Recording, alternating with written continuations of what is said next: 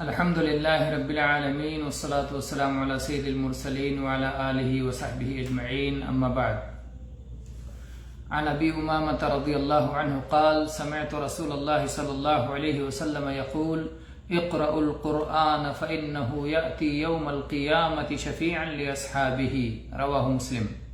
ابو امامہ رضی اللہ عنہ سے روایت ہے، وہ کہتے ہیں کہ میں نے رسول اللہ صلی اللہ علیہ وسلم کو فرماتے ہوئے سنا، قرآن پڑھو، اقرأ القرآن، قرآن کو پڑھو، کیونکہ وہ قیامت کے دن اپنے پڑھنے والوں کا سفارشی بن کر کے آئے گا.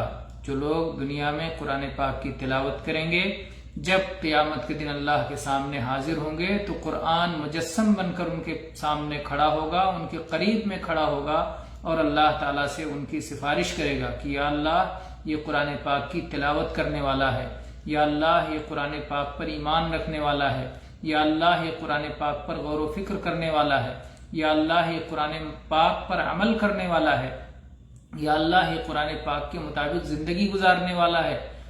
تو قرآن پاک ان کے لیے سفارش کرے گا، اور ظاہر بات ہے قرآن پاک اللہ کا کلام ہے.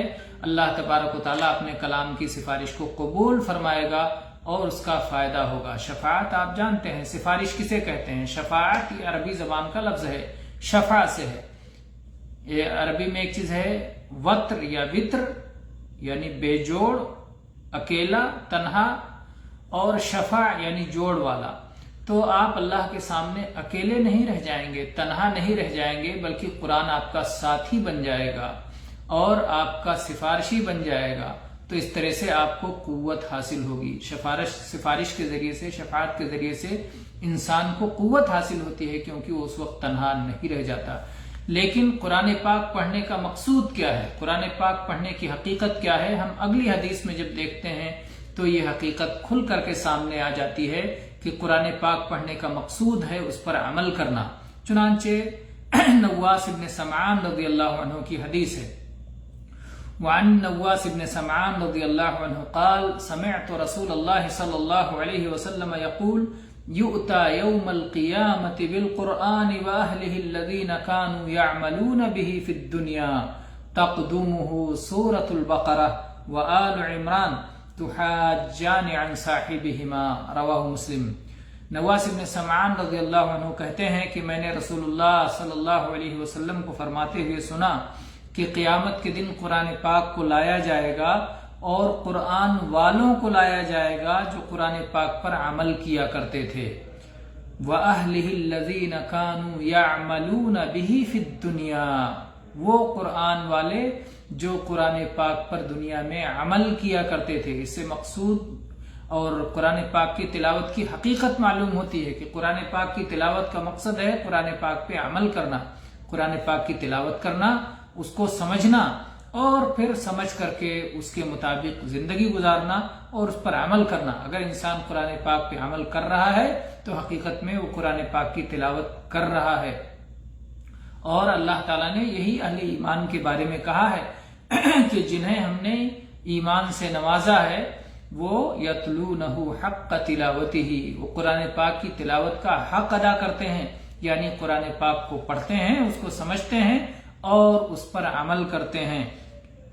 تو یہاں واضح ہو گیا کہ قرآن پاک کی تلاوت کا مقصد ہے قرآن پاک پر عمل کرنا. پھر نبی صلی اللہ علیہ وسلم فرمایا کہ قرآن پاک کو لایا جائے گا اور آگے آگے سورہ بقرہ اور آل عمران ہوں گے. سورہ بقرہ سب سے آگے ہوگی اور اس کے بعد سورہ آل عمران، یعنی جیسے قرآن پاک میں سورہ فاتحہ کے بعد سب سے پہلے سورہ بقرہ ہے، اس کے بعد سورہ آل عمران ہے. تو اسی طرح سے جس طرح سورتوں کی ترتیب ہے اسی طرح سے قرآن پاک پورا آئے گا اور پورے قرآن میں جتنی سورتیں ہیں وہ سب آئیں گی.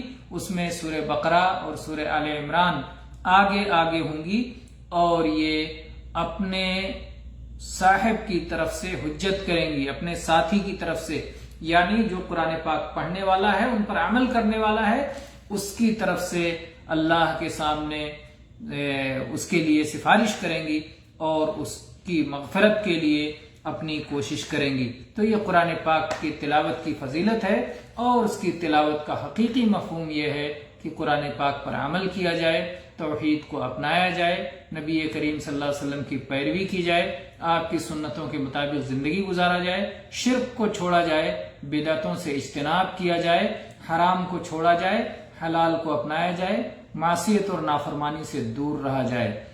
اقول قولی ھذا واستغفر اللہ لی ولکم من کل ذنب فاستغفروہ انہ هو الغفور الرحیم۔